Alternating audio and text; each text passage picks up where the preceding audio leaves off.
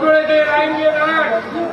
বিরত ডাক্তাররা যদি মনে করেন ওকে ভর্তি করার প্রয়োজন আছে, তাহলে মানে আপনি কিচ্ছু করতে পারবেন না, তাই তো? পারবো না তা নয়, এখন যদি আমি কিছু করতে চাই, সব কাছে টাকা এনেছে। তার মানে পকেটে 500 টাকা আছে।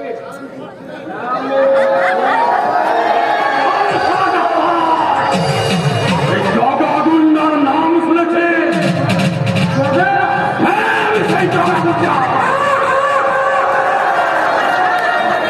নমস্কার সকালবাবু, আপনার ছেলেকে আমি এখনই ভর্তি করে নিচ্ছি।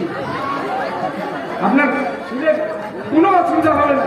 তবু বলছে কান খুলে শুনে রাখ শালা ডাক্তার, তোর অবহেলায় যদি আমার ছেলের কিছু মাত্র ক্ষতি হয়, তাহলে আমার ছেলের একটা প্রাণের বিনিময়ে অংশে বাতি জ্বালাবার মতো কাউকে আমি বাঁচিয়ে রাখবো না।